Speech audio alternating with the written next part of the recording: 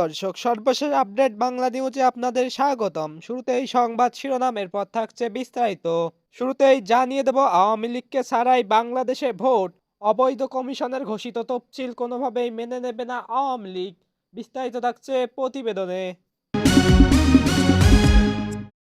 আরও জানিয়ে দেব, মাদারীপুরে মাস্ক পরে রাস্তায় গাছ ফেলে সড়ক অবরোধ করলো আওয়ামী লীগের নেতাকর্মীরা। বিস্তারিত থাকছে প্রতিবেদনে। আরও জানিয়ে দেব, রাজধানীর কেরানীগঞ্জে বহুতল ভবনে আগুন দিল আওয়ামী লীগ। বিস্তারিত থাকছে প্রতিবেদনে। আরও জানিয়ে দেব, গুলিবিদ্ধ ওসমান হাদির অবস্থা অত্যন্ত আশঙ্কাজনক, যা বলল মেডিকেল বোর্ড। বিস্তারিত থাকছে প্রতিবেদনে। সুপ্রিয় দর্শক, এতক্ষণ শুনছিলেন সংবাদ শিরোনাম, এখন শুনবেন বিস্তারিত। তার আগে ভিডিওটি ভালো লাগলে এবং সর্বশেষ আপডেট নিউজ পেতে চ্যানেলটি সাবস্ক্রাইব করুন। ধন্যবাদ। বৃহস্পতিবার ভোটের ঘোষণা হয়েছে বাংলাদেশে, আর সেই নির্বাচন সূচিকে প্রত্যাখ্যান করেছে বাংলাদেশের ক্ষমতাচ্যুত প্রধানমন্ত্রী শেখ হাসিনার আওয়ামী লীগ। তাদের মতে এটি হলো অবৈধ সরকারের অবৈধ নির্বাচন কমিশন। তাই তারা মুক্ত ও অংশগ্রহণমূলক নির্বাচন আয়োজনের জন্য একটি নিরপেক্ষ কেয়ারটেকার সরকার গঠনের দাবি জানিয়েছে। প্রসঙ্গ, ৭৩ বছর বয়সী শেখ হাসিনার গত বছরের জুলাই আগস্ট মাসে হওয়া গণ অভ্যুত্থানের সময় থেকেই বাংলাদেশ ছেড়েছেন। তিনি এখন ভারতে রয়েছেন। আর বছর ঘুরতে না ঘুরতেই তাকে মানবতাবিরোধী অপরাধের অভিযোগে দোষী সাব্যস্ত করে ফাঁসি দেওয়া হয়েছে। এখানেই শেষ নয়, অন্তর্বর্তী সরকার সন্ত্রাস বিরোধী আইনের আওতায় এনেছে আওয়ামী লীগকে, যার ফলে এই রাজনৈতিক দলটির সব কর্মসূচি বন্ধ রাখা হয়েছে।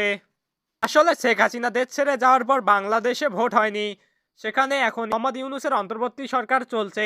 এমনটা অবস্থায় দীর্ঘদিন ধরেই বাংলাদেশে ভোটের দাবি উঠছিল, তবে হাজার তাল বাহানার পর ভোট করাতে উদ্যত হয়েছে ডক্টর ইউনূস। এই পরিস্থিতিতে বাংলাদেশের প্রধান নির্বাচন কমিশনার এম নাসির উদ্দিন বৃহস্পতিবার ঘোষণা করেছেন যে আগামী 12 ফেব্রুয়ারি সাধারণ নির্বাচন অনুষ্ঠিত হবে।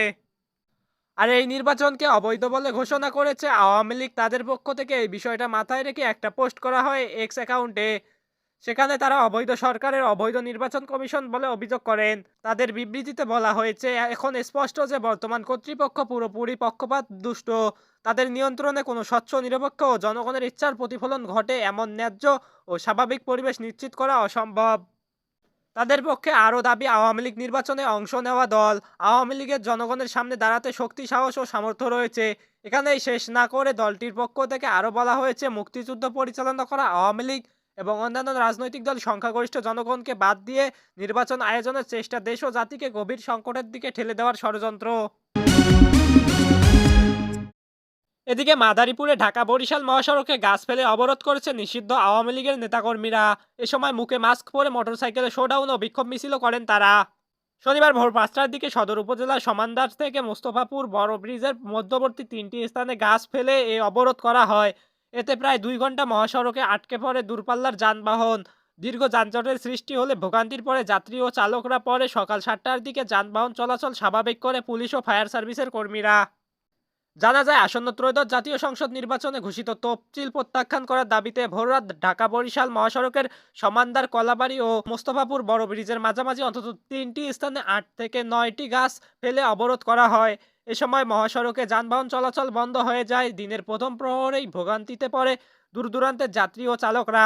পরে খবর পেয়ে ঘটনাস্থলে এসে হাইওয়ে পুলিশ ও ফায়ার সার্ভিসের কর্মীরা তারা 1 ঘন্টার চেষ্টা চালিয়ে স্থানীয়দের সহযোগিতায় সড়ক থেকে গাছগুলো অপসারণ করেন এবং সকাল 7টার দিকে যানবাহন চলাচল স্বাভাবিক হয়। এদিকে এই ঘটনার একটি ভিডিও সামাজিক যোগাযোগ মাধ্যম ফেসবুকে ছড়িয়ে পড়েছে। ওই ভিডিও দেখা যায় মহাসড়ক অবরোধ করে মোটরসাইকেল শোডাউন ও বিক্ষোভ মিছিলের নেতৃত্ব দিচ্ছেন কার্যক্রম নিষিদ্ধ মাদারীপুর জেলা আওয়ামী লীগের সাংগঠনিক সম্পাদক ও সদর উপজেলা পরিষদের সাবেক চেয়ারম্যান পাভেলুর রহমান শফিক খান। বক্তব্যে তিনি বলেন, আজকে তারা আওয়ামী লীগকে বাদ দিয়ে নির্বাচন করতে চান। এই নির্বাচন দেশের মানুষ মানবে না, মানে না। এদিকে গুলিবিদ্ধ ইনকিলাব মঞ্চের আহ্বায়ক শরীফ ওসমান হাদির কিডনির কার্যক্ষমতা ফিরে এলেও সার্বিক অবস্থা অত্যন্ত আশঙ্কাজনক বলে জানিয়েছে মেডিকেল বোর্ড। শনিবার বিকেলে মেডিকেল বোর্ডের আনুষ্ঠানিক বিবৃতিতে এ তথ্য জানানো হয়েছে। বিবৃতিতে বলা হয়, শুক্রবার ঢাকা মেডিকেল কলেজ হাসপাতালে অপারেশন সম্পন্ন হওয়ার পর অপারেশন পরবর্তী উন্নত চিকিৎসা ও নিবিড় পর্যবেক্ষণের জন্য শরীফ মোহাম্মদ ওসমান হাদিকে এবার কেয়ার হাসপাতালে ঢাকার ক্লিনিক্যাল কেয়ার ইউনিটে স্থানান্তর করা হয়। রোগীর মস্তিষ্ক মারাত্মকভাবে ক্ষতিগ্রস্ত হয়েছে জানিয়ে বিবৃতিতে বলা হয়, যেহেতু সার্জিক্যাল হস্তক্ষেপ সম্পূর্ণ হয়েছে তাই বর্তমান তাকে কনজারভেটিভ ম্যানেজমেন্টে রাখা হয়েছে। ব্রেন প্রোটেকশন প্রোটোকল অনুসরণ করে প্রয়োজনীয় সব সাপোর্ট চালু থাকবে। শারীরিক অবস্থা পুনরায় ব্রেনের সিটি স্ক্যান করা হতে পারে।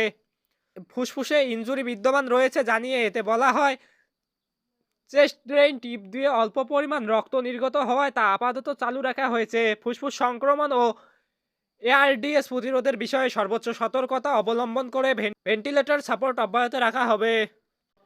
কিডনির কার্যক্ষমতা বর্তমান ফিরে এসেছে জানিয়ে বিবৃতিতে বলা হয়, এটি বজায় রাখার জন্য পূর্ব নির্ধারিত ফ্লুইড ব্যালেন্স যথাযথভাবে চালিয়ে যাওয়া হবে।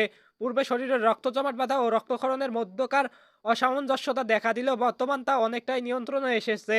এ অবস্থা সার্বক্ষণিক মনিটরিং হচ্ছে এবং প্রয়োজন অনুযায়ী রক্ত ও রক্তজাত উপাদান সঞ্চালন অব্যাহত থাকবে। এতে বলা হয়, ব্রেন স্টেন ইনজুরির কারণে রক্তচাপ ও হৃদস্পন্দনের ওঠানামা লক্ষ্য করা যাচ্ছে। রক্তচাপ নিয়ন্ত্রণে বর্তমান যে সাপোর্ট দেওয়া হচ্ছে তা চলমান থাকবে। হৃদস্পন্দন বিপজ্জনকভাবে কমে গেলে তাৎক্ষণিকভাবে টেম্পোরারি পেসমেকার স্থাপনের জন্য সংশ্লিষ্ট টিম সম্পূর্ণ প্রস্তুত রয়েছে।